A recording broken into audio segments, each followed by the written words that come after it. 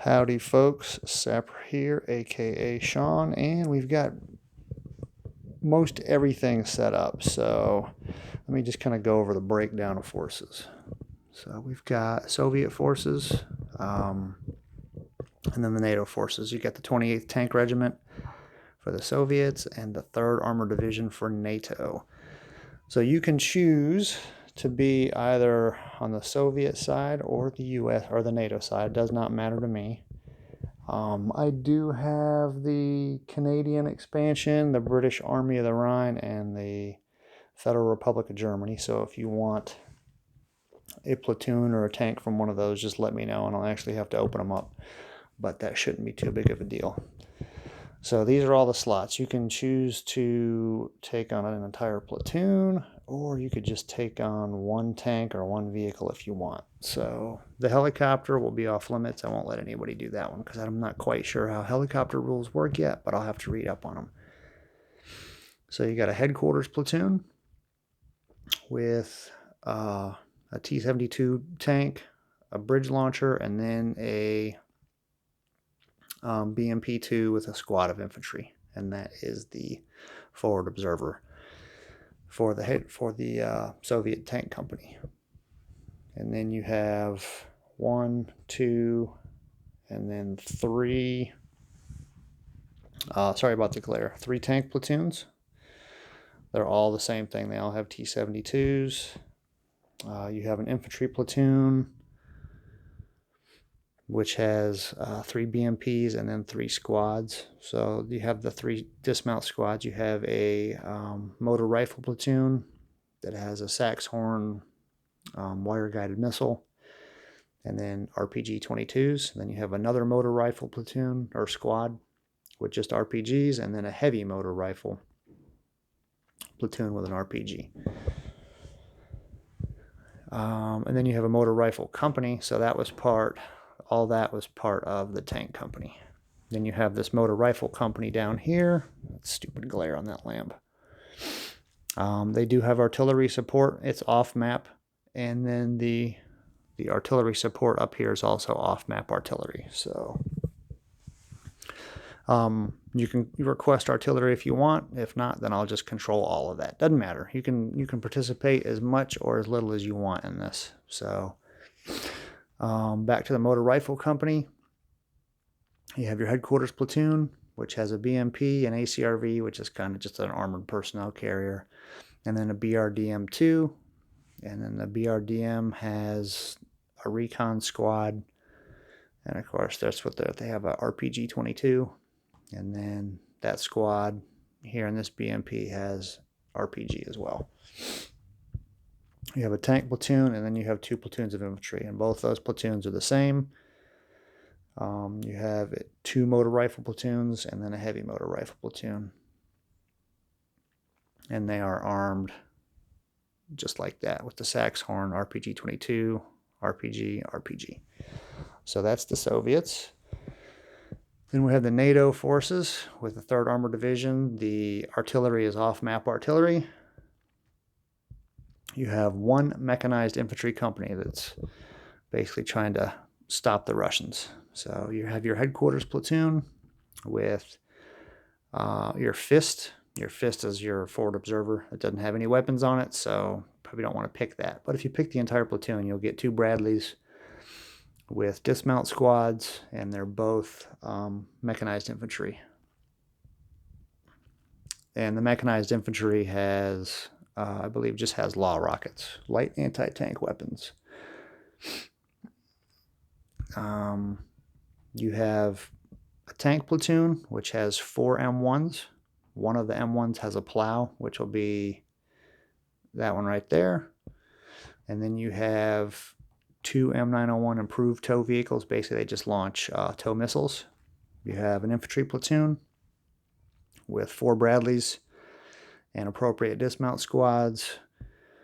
2 medium or mechanized infantry squads have law.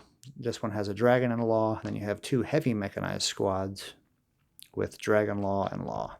And then you also have a 2nd platoon, which has the exact same thing.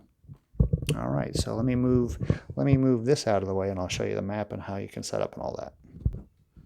All right, map's kind of big, but this is pretty much what you're looking at.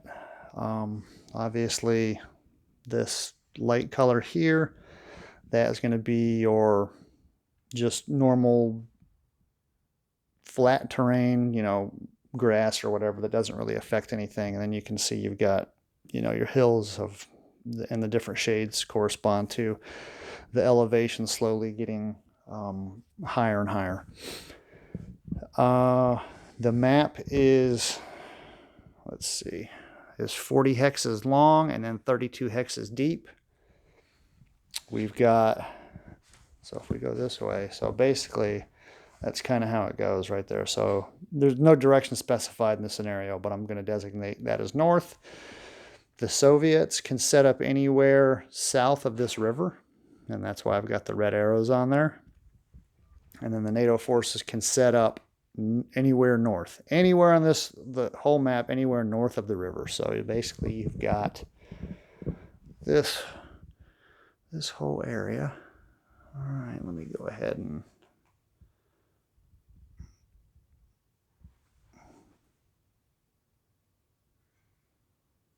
kind of give you a look there.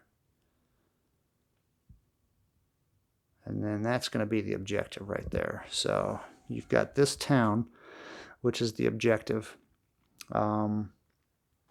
Each hex that has buildings in it is worth victory points. This bridge is worth victory points, and this bridge is worth victory points.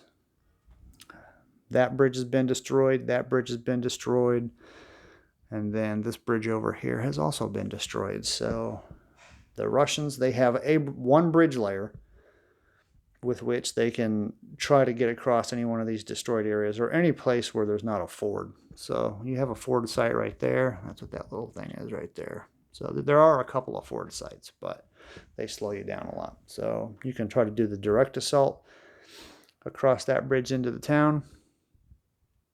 Probably won't be like the best alternative, but hey, you never know. You know, you guys, if you want to control things, then that's kind of the way it goes. So again, I said that the map is 40 hexes long and then 32 hexes wide.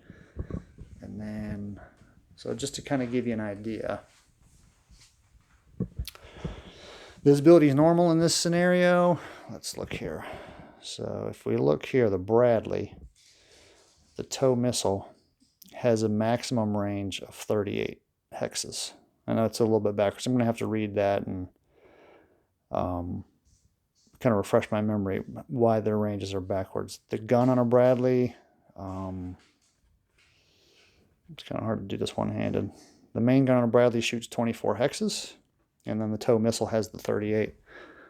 That stupid light is just, it's always something. An M1 tank has a max range with the main gun of 40 hexes. So it could conceivably shoot the entire length of the map if it had clear line of sight, which, I mean, there's this corridor right there that you might actually be able to get. But that's at extreme range, so the chances of you actually pulling that shot off would be pretty hard. T-72s have an extreme range of 33, so they couldn't shoot the entire map if they wanted to. But then you can see like medium range is 20, short range is 12, so it's kind of what we're looking at there. And then the BMP has anti-tank missiles on it, so they have a range of 40. So they could cover the entire map if they wanted to. It'd be kind of hard though. And then of course the helicopter. Let's see, what do we got? We've got a 30mm gun. Line of sight won't be a problem with the helicopter. Has an extended range or extreme range of 18. We've got rockets, range of 30, and then it also has missiles on it. I think wire-guided missiles with a maximum range of 40. So there you go. There's the map. Again, you can choose forces from any side that you want. If you want to command anything, if you just want to, have a name on a tank, we can do that. I encourage you to individually, if you have vehicles, name your vehicles, give them whatever name you want. Doesn't matter to me, things that I saw when I was in the Army. Like if it was Alpha Company, then all the vehicles in Alpha Company, their names began with A. So, I'm not saying you have to do that, but that's just kind of an idea. Or like if I think the last time I ran this, it was the American company or troop was Predator Troop. So everybody gave their vehicles like an animal name. There was Velociraptor and Eagle and some other stuff. So, if you want to name your vehicle, I encourage you to do that. So just let me know what you want. You'll probably have to pause the video and kind of look. If you want a platoon or a single vehicle, that's fine.